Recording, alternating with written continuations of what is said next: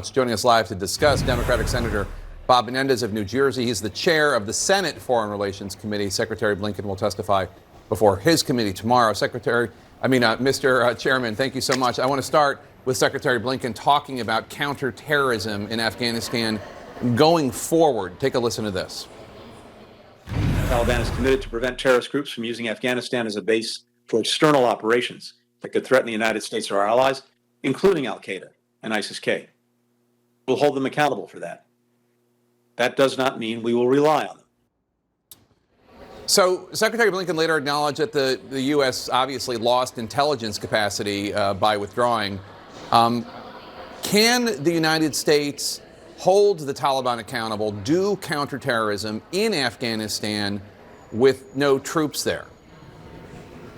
Well, we believe that there is ability to do over-the-horizon efforts that can help us in our counterterrorism efforts, and we believe that they will be sufficient enough to protect the homeland.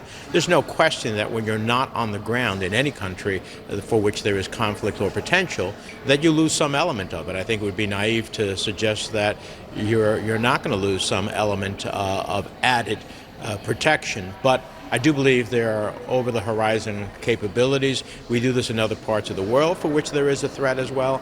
I believe we can do it here. Holding the Taliban accountable, look, you know, the Trump administration basically signed a surrender agreement with the Taliban, gave them everything, held them to nothing, gave 5,000 Taliban fighters that were in jail, had them released, which only augmented the Taliban's ability to move as swiftly as it did with extra manpower.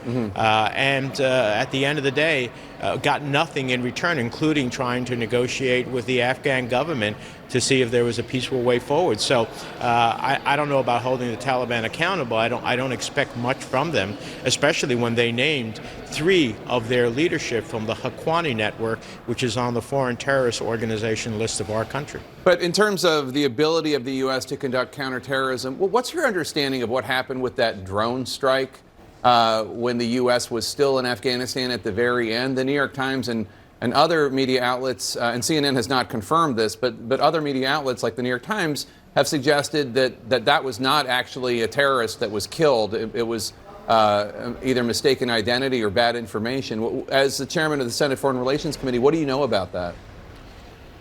Well, Jake, that is a topic that we expect an intelligence briefing on. I've seen the reports. I want to hear what the intelligence briefing has to say about it. Obviously, we were told that it was someone who was involved with ISIS-K and was planning an attack. The explosion that took place was far more than what we sent as a missile to explode that vehicle. So you have to wonder whether there were not explosives inside of the car. But we haven't had that type of intelligence briefing yet. Now that we're back in session, we expect it. Some Republicans are calling on Secretary Blinken to resign. I'm sure you do not support that, but do you think that anyone in the Biden administration should resign as a result of the withdrawal that you have criticized?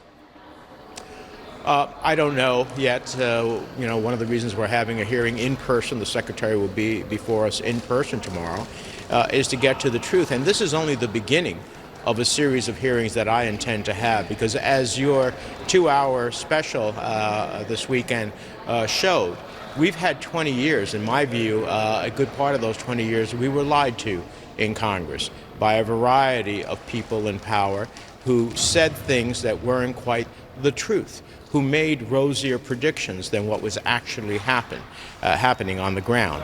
And so we have to have a full accounting. And when we have that full accounting, I think those, when that accounting takes place, will have to be held responsible.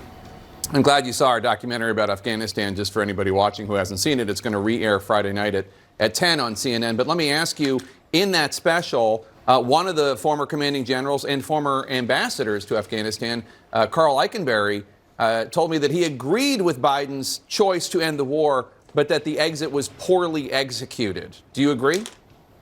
I agree. I believe the exit was poorly executed. Of course, the Biden administration was handed a bad situation. The previous the previous Trump administration with Stephen Miller would not permit the SIV visas for those who helped us be processed. There was no processing of those visas. But even when you inherit such a set of circumstances, it would have been important to come to the Congress and say, we have a problem, we have to surge dramatically, we need your support in doing so, and to have a clarion call that there was more that needed to be done. In that respect, the execution, in my mind, was totally unacceptable. Senator Bob Menendez, Chairman of the Senate Foreign Relations Committee, thank you. We look forward to your hearing tomorrow. Appreciate your time today, sir. Thank you, Joe.